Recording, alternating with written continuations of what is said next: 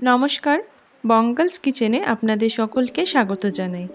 আজ আমি আটা এবং আলু দিয়ে ভীষণ সহজ এবং হেলদি একটা রেসিপি বানাবো, যেটা সকালে বা বিকেলে জলখাবারে বা বাচ্চাদের টিফিনে দিয়ে দিতে পারেন, যেটা খেতে ভীষণ ভালো লাগে। এই রেসিপি বানানোর জন্য প্রথমে আমি একটি ফ্রাইং প্যান গরম করে তাতে কিছুটা সাদা তেল দিয়ে দিলাম। তেল গরম হয়ে গেলে তাতে দুটো শুকনো লঙ্কা দিয়ে দিলাম। শুকনো লঙ্কাগুলো একটু ভেজে আমি সেটা তুলে রাখবো।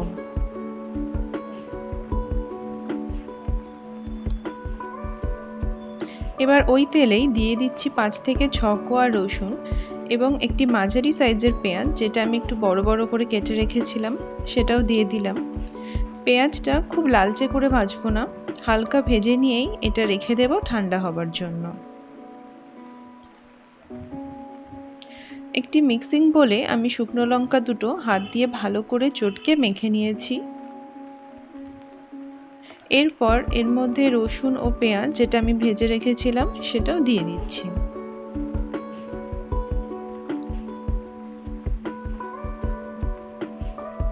এবার রসুনগুলো একটু চটকে মেখে নেব।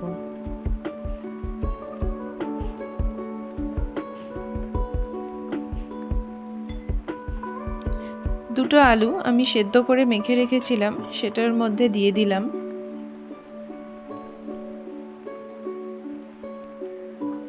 এবার এর মধ্যে দিয়ে দিচ্ছি স্বাদমতো নুন, সামান্য পরিমাণ অরিগ্যানো এবং কিছুটা ধনেপাতা কুচি। সবকিছু ভালো করে মেখে নেব।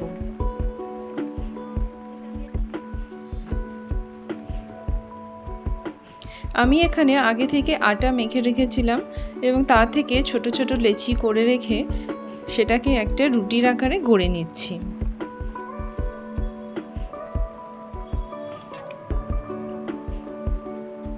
এবার একটা শুকনো তাওয়ায় রুটিটা দিয়ে দুই দিক আমি সেঁকে নেব।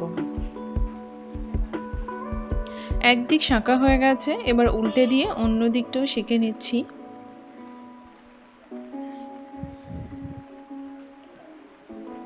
দুই দিক ভালো মতো সেঁকে নিয়েছি। এবার এর মধ্যে দিয়ে দিলাম 1 টেবিল চামচ টমেটো কেচাপ। কেচাপটা রুটির ওপর আমি ভালো মতো ছড়িয়ে নেব। এবার আগে থেকে আমি যে আলুটা মেখে রেখেছিলাম সেটাও ঠিক এক সাইডে এভাবে ছড়িয়ে দিচ্ছি।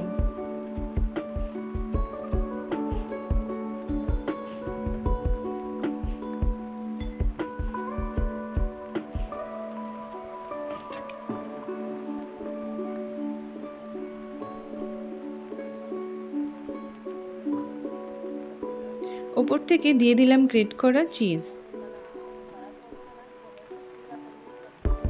এবার এই রুটিটাকে এইভাবে ফোল্ড করে নিলাম। একটি ফ্রাইং প্যানে কিছুটা তেল আমি গরম করে নিয়েছি। এবার এটা তেলের মধ্যে দিয়ে দিলাম। মাঝারি আঁচে দুই দিক একটু লালচে করে আমি এটা ভেজে নেব।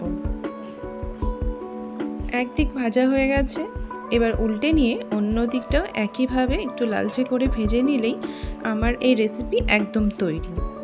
আমার এই রেসিপি আপনাদের কেমন লাগলো অবশ্যই আমাকে জানাবেন এবং আমার চ্যানেলকে সাবস্ক্রাইব করতে ভুলবেন না। ধন্যবাদ।